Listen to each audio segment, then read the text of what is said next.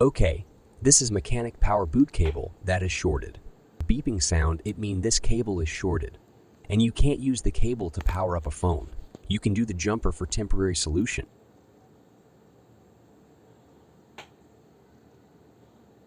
Just jump a wire to that 2-point.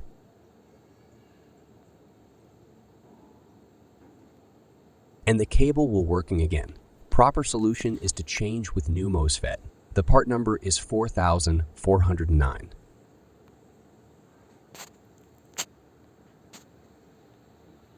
Okay, that's all for this video. Thanks for watching.